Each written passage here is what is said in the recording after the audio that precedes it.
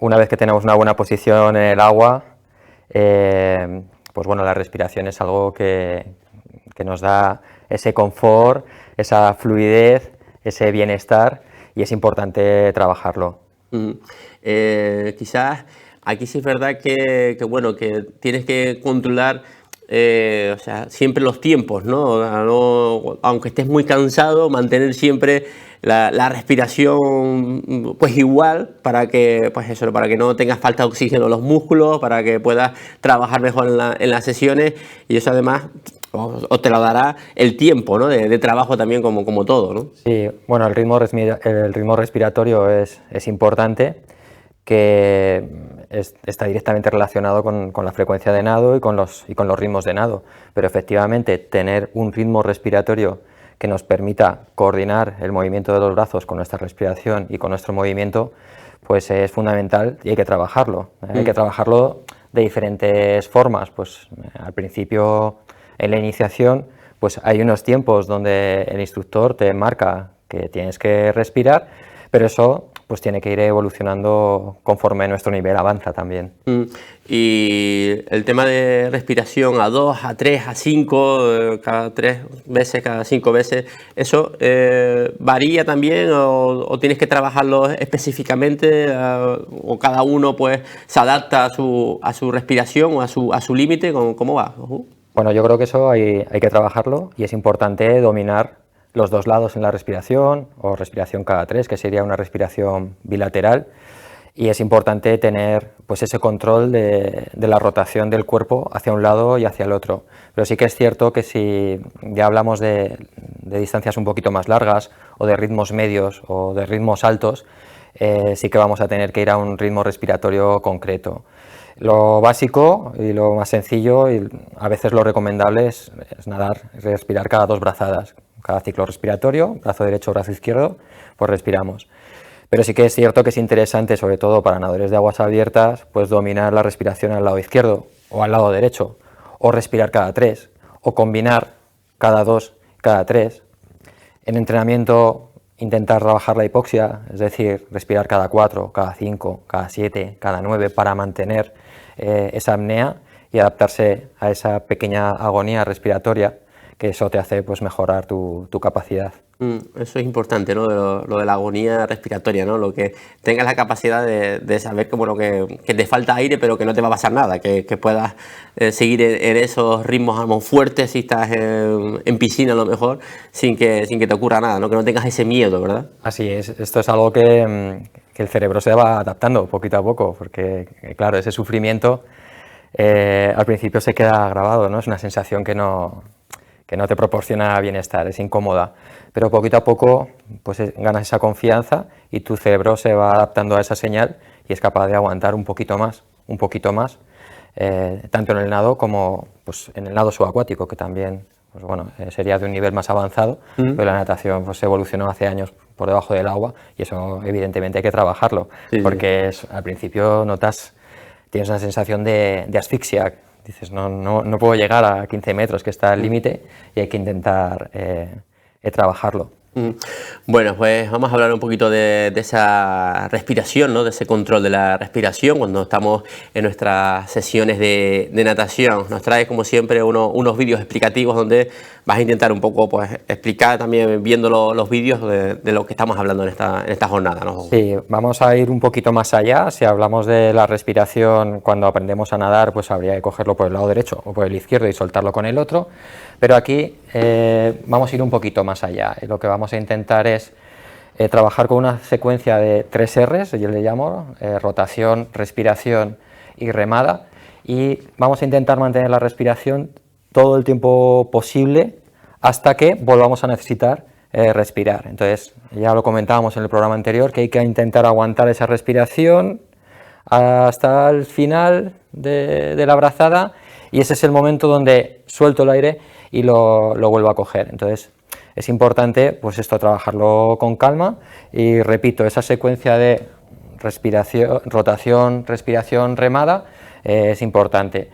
Si veis, pues las burbujas se marcan justo ahí al final, cuando la cabeza gira.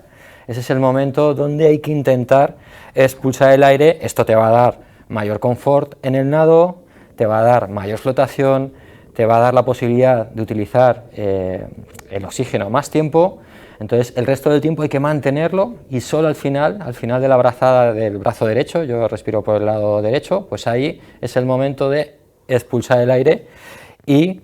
Lo repetimos de nuevo, Cristo, para ver esa secuencia donde se ve justamente cuando está metiéndose de nuevo la boca en el agua, ¿no? Se ve de nuevo la respiración. Cuando la estoy sacando... No, cuando la está sacando, cuando la saco, ahí se ve las burbujitas que salen al final de la brazada y un poquito hacia afuera, y ahí enlazo con la respiración. Realmente coger el aire es un instante, no necesitamos tanto tiempo para cogerlo y lo mismo para soltarlo. Entonces, bueno, es un truquillo que estoy poniendo en práctica, que pues, hay muchos nadadores por supuesto que lo hacen y muchos entrenadores también, pero que a los deportistas les da ese mayor confort, ¿no? Que muchas veces es el problema cuando nadas, ¿no? Que te dicen, es que siento que no llega el aire, que me falta el aire.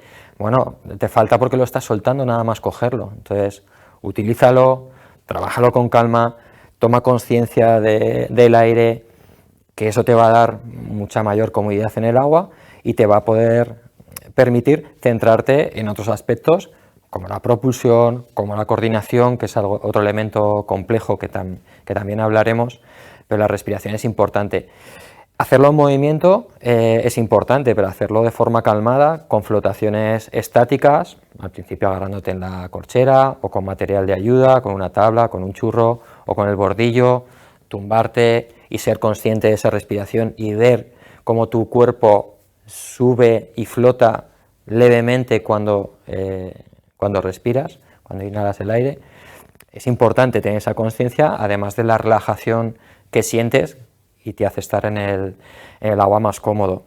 Si fuéramos un poquito más allá, podríamos hablar de una respiración diafragmática, de utilizar el diafragma durante el nado, pero estamos hablando ya de un nivel de complejidad importante. Hay que trabajarlo. Bueno, hablábamos también en el primer programa que estamos probando cosas a través del yoga, de la meditación. Eso se trabaja más fuera del agua, ¿no? Inicialmente hay que intentar hacerlo fuera del agua porque ya de por sí hacer una respiración diafragmática no es complicado, pero no es sencillo. Tienen que pautar los pasos de la respiración. Una vez que lo tienes controlado fuera del agua, lo podríamos hacer dentro del agua de una forma estática, controlando simplemente la respiración, y después pasaríamos a hacerlo en movimiento, en el nado, que es lo que vamos a intentar. Intentar tener mayor capacidad de oxígeno, tener el oxígeno y el aire distribuido más cerca del centro de gravedad, por eso utilizamos el diafragma y bueno, pues hay que trabajarlo, claro, no es algo relativamente eso se trabaja sencillo. con yoga o con este tipo de ejercicio, donde lo importante es la respiración, ¿no? Y saber dónde va a ir esa respiración, ¿no? La parte pues, del medio del cuerpo, un poquito más abajo, un poquito más arriba, que eso se puede controlar, ¿no? Claro, los especialistas en yoga y meditación nos llevan muchos pasos de ventaja pues, en este tema y tenemos que intentar aprender y aplicar cosas que son interesantes de otras disciplinas al nado. Entonces, la meditación, por ejemplo, yo creo que es algo fundamental y que los nadadores igual es una característica que no somos conscientes que tenemos, pero pasamos muchas horas en el agua sin poder comunicarnos, viendo una línea negra. Entra en juego la meditación de una forma consciente o inconsciente, pero es algo que en el agua también se trabaja. No pensar en nada, relajarte, fluir.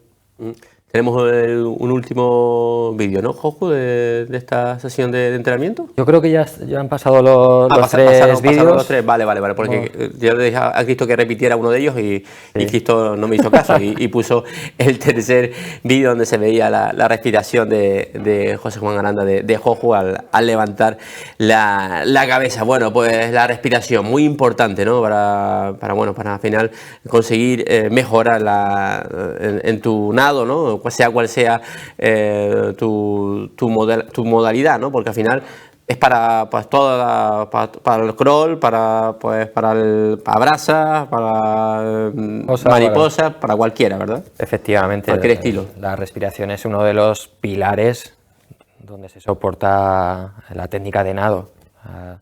Es algo que no podemos obviar, hay que trabajarlo, hay que ser conscientes. Aunque seas un excelente nadador, un buen nadador, hay que seguir trabajando las respiraciones a ambos lados, las apneas, hay que dedicarle tiempo y después hay que intentar conectarlo pues, con cuestiones, como hablábamos, como el equilibrio, como la coordinación, con la propulsión, con la frecuencia de nado. Es algo que bueno, hay que engranar, ¿no? Todo para que tu nado sea lo más fluido posible y lo más eficiente posible. Bueno, incluso ya no me pasa, ¿no? Pero yo me acuerdo que cuando, pues, a otro nivel muy inferior al de Joju, tenía flato en piscina cuando hacíamos alguna sesión de entrenamiento de serie. Me daba flato, digo, es raro, ¿no? Lo del flato nadando, pero sí, también aparece como si estuvieses corriendo, como si estuvieses haciendo un ejercicio de alta intensidad.